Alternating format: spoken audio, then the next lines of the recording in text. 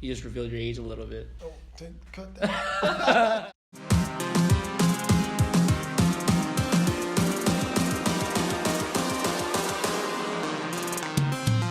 Today we have a very special guest once again. Can you please introduce yourself? Hi, everybody. My name is Samuel King. I'm from San Diego, California. I'm glad to be here in Los Angeles. My dream was to be a chess master, but my job doesn't allow me to have those hours. I love to calculate those moves, to sit there and just calculate the moves, the possibilities. From what I know, you also have quite a few certifications. Certifications. Or am I wrong? In Braille, I have the book of James in Braille. What? Wait. I brailled it out. Where did you? When did what? Some of my buddies call me Doc King. I don't know if you guys knew that. That was a nickname they gave me. My job is to make sure that it's correct. Because if it's not correct, 100% accurate, then they're not gonna get the right information. Right. I got 6 college degrees, and my goal, I wanted to be a sign interpreter, but I was up to like 600 signs, but over the time I ended up losing it because just not having anybody to practice with. Could you do one right now if I were to give you like something like a phrase? Could you say like, "I love the Boston Celtics"? No. We've been doing JEP for about Let's not go into the details. So sometime now. Have you ever followed up with our podcasts, our YouTube videos? That's crazy that you said that, because I was the other day at work. I'm on my phone and it just one of them popped up. Matter of fact, I have it saved. Matter of fact, Because I made him watch a few of our That is safe. YouTube episodes in front of me. Wait. No. Don't take it out. Let me ask you this. What is your favorite video or podcast from JEP? you guys was at the McDonald's up here. McDonald's The and- conspiracies episode. That's what it was. Yeah. Right. At the McDonald's. I don't know if you guys remember that. That Do you believe in conspiracies? was I don't know see- if he was like the main star. No, did you see that one video where I asked the guy a question and then I said, "Do you believe in conspiracies?" And he said, "No, I'm Buddhist." Did you see that part? That guy was so weird. Do you believe in conspiracies? I'm actually a Buddhist. There was a guy like that. Yeah. I mean, he was a complete wacko. I mean, I asked him, "Do you believe in conspiracies?" And he was like, "I'm actually Buddhist."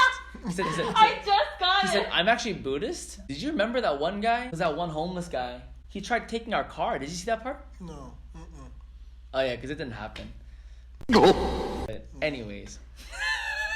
I know you guys have. I feel embarrassed for I do. you. I did Honestly, remember. that episode kind of gives me tears. Like, it makes me kind of sad because it was our last. It was like our first, but also last free random interview before Corona happened. Yeah. Oh, What was the hardest or most difficult time in your life, and what would you tell to those people who are going through that right now? growing up feeling like I was abandoned, like my family didn't love me, didn't care nothing about me. That was the most difficult time of my life, and it ended up leading me to prison, state prison. I acted out on those things. Those things came out. Or chess was able to, I was able to suppress those things for a little while, but I was never able to get rid of all the anger, hate, the resentments, all these different things. But that was the most difficult time of my life. And that was 1989, 16 years old. Wow. Yep. You just revealed your age a little bit. Oh, cut that. September is like the worstest month of my life, And today is September 12th, And, my sister, she passed away 2014, September 1st, my older sister. She was like 3 years older than me. My brother, little brother, he was like 2 years younger than me. He passed away September 22nd, And my mom, she passed away, September 28th. So September has always been the worst month for me, and I always feared September, like if I can make it through September, I have no more worries, no more worries. Now that I found Jesus Christ, though, it's been wonderful. He led me to this church, ICLA, and because I'm from San Diego, I'm looking for a church home, and I'm out here, I do a lot of running. I love to run, and I'm out running one day, and Kelly, you know, she was out, you know, the church was out evangelizing, and she pulled me over and she said, you know who Jesus Christ is? I'm like, what? Of course I know who Jesus Christ is. You know? Of course I know who Jesus Christ is. Well, we got a church right there across the street. I was living across the street at the time. Came over here to ICLA, the church over here, and I've been over here ever since. That was like April, May of, it's been over a year. But that first year I was here, you know, I didn't even realize it was October, and I didn't even think about September, you know. I didn't even think nothing about September, but it was that, you know, just being here around you guys it was truly amazing, you know, to see people that truly love Jesus Christ and give their all and being faithful to Him is a blessing that I don't want to let go, you know, being part of this church family. I mean, you were 16, right? Yeah. I can only imagine the amount of fear and what was going through your mind at that time. Yeah. And you know, and the thing is that if that was a problem that ended just at that time, you know, and kids were no longer going through that now, that'd be great, you know. But the reality is that problem is still continuing even now, right? What would you tell that kid who is going through what you went through? I wish I had an adult that, or you know, I was able to go to church or something like that to find, you know, somebody that was really good, that was gonna love me, you know, and care about me as much as he do, give his life for me.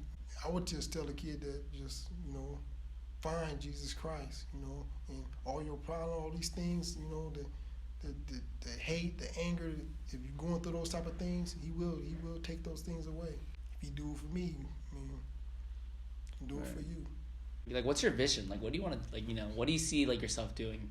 I just want to make sure that I'm making myself available for Him, you know, and wherever He steers me, that's where I'm going to be. What made you want to come to a church where it's predominantly Korean? A few of the churches I know around this area too, right? Because it's mostly Korean. English speaker, when they come in, they feel intimidated. They're like, I just don't feel comfortable here, and they just want to dip, you know? Especially because Koreans are not the most gentle. Koreans are not. And you know, when I was locked up, I was going to a Spanish-speaking church, you know, and they had an interpreter in there, you know, and for years, you know, and it's God's plan that I'm here, you know. He was preparing me to be here, you know, to get used to the interpreter, and I'm fully comfortable with, you know, around you guys, and you guys love Jesus Christ. That's the most important thing. Remember Jesus met the lady at the well, you know. Right. He's basically saying that there's not going to be no race issue is going to be gone when you get to heaven, you know. I did initially come here, you know, with some guys, you know, and they was here for one service, and that was it, you know. And I know one guy did tell me that he did feel uncomfortable with the, you know, the language, having an interpreter. I guess he couldn't get it, but for me, I get it. I mean, the most important thing is Jesus Christ and the Spirit, and, you know, the message that the pastor give, you know, they right on, you know, and it holds truth, you know, and that's the most important thing, you know. There's no looking back for me, you know. I know it's been temptations to go the other way, like, no. I've been through harder things, and that's not gonna tempt me to go, you know. It's easy to go overcome that. That's, you know. The woman asked me for my phone number. I'm like, I'm on my way home from work. I'm dirty. I'm like tired.